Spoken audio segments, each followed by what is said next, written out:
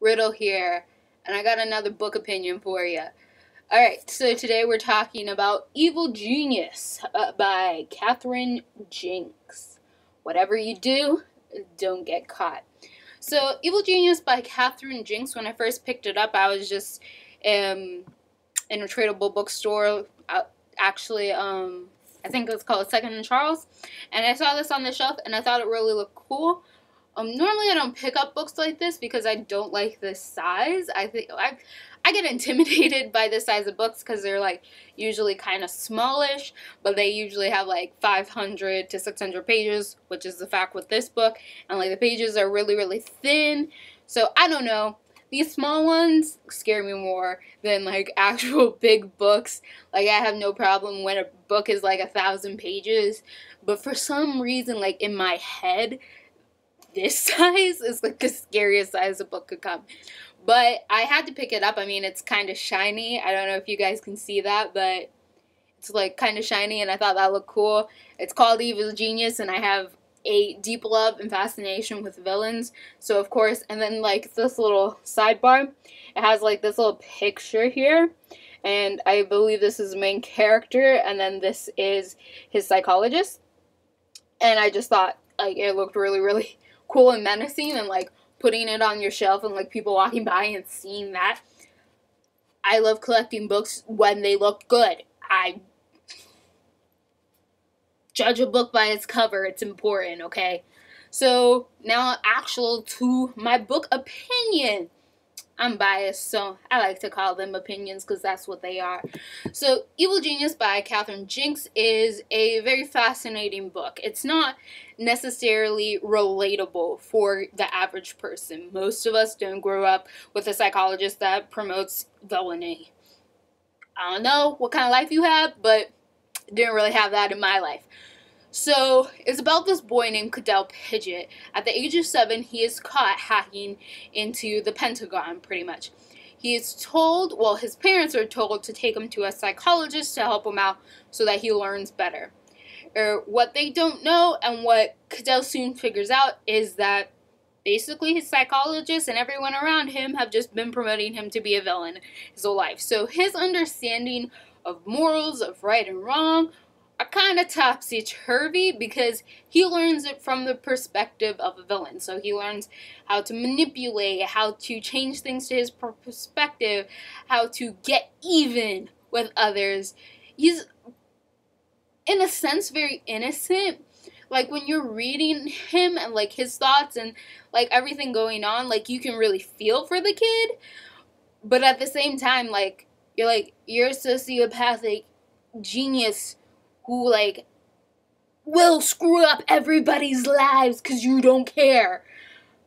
Like, but at the same time, you're kind of like, you're interesting. So, Cadell Pidgeot is, like, more of an anti-villain than anything else, and Evil Genius really, really captivates that.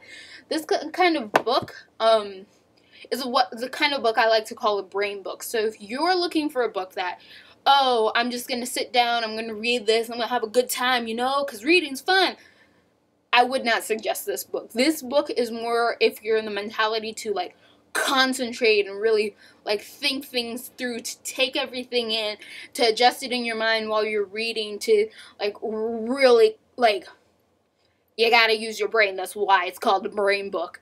So, I don't know why I found that surprising, to be honest. It's called Evil Genius, and I have weird ideas of what's supposed to be going on. So anyway, with this book, you really have to concentrate. You gotta dig deep. Plus, its character is unrelatable. I mean, he's a young kid who at the age of 14 has already gone to college. He can hack into pretty much anything. He's been growing up being taught how to be a villain and going to, like, evil villain school. He's not the most relatable character, I don't think. Not to me.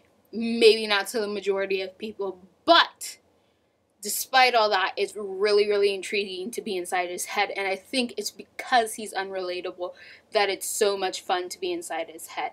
So just for that perspective alone, for you to have a chance to be inside someone's head who has been growing up with this idea of villainy, who doesn't know, like, all these normal things that we would know of right and wrong and how it's supposed to go, but has been taught a different version of right and wrong. Has been taught that manipulation is perfectly normal and is something that should be promoted and should be praised. The fact that you can mess with people and like destroy their lives when they anger you, that's something promoted and praised. And seeing that sort of, I guess, moral ideas and laws of right and wrong being taught to a child and seeing how he takes them and him trying to battle with what he has been taught and what he kind of feels he should be doing instead, and like that sort of mind of a villain, that's really, really interesting, fun, because it's not all straightforward and it's not like all as it seems at like first glance or at first read. So you really have to concentrate, you really got to take it, and you have to take your time with this book and understanding it's not a fast read. For me, it wasn't like, man, this is an easy read, I'm smart, but I'm no genius. And I kind of feel like this is the mind of a genius, in a sense, an evil genius, and trying to relate to that and to understand it and to take everything in was difficult. This book is a part of a series that Catherine Jinks did. For me personally, I'm not sure if I would pick up the other copy. I really did enjoy this book. I think that there are many people out there that this book is perfect for. For me, this was just like a case study. It was fascinating to see someone else's brain, how it works. That is what I read this book for. I might read the other book, like if I saw it at a bookshop and it was there, I might just pick it up. I mean, I like books, so I'm always willing to give something a shot. But unless it was something like that, I wouldn't like avidly seek out the second book. I think if you read this book alone, there are like some questions at the end you're like, I kind of want that answer. But at the same time, you could read this and be satisfied. And it's not like that bad of a cliffhanger that you really need to seek out the other book.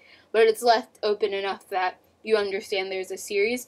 So I would say give it a try. Like, pick it up, read it, see what you think. If you don't like it, man, trade it in for something else. I don't know. Give it to a friend that you think would like it. It's worth a shot to see someone else's perspective and someone else's mind that is totally different than you. I truly believe that. I think that is why we read books, is so that we see someone else's life and someone else's brain and see what else they think. So, Evil Genius by Catherine Jinks, I would say, good book. I would keep it. I liked it enough, like, for that. So, that's all I have to say. Riddle over. Riddle solved.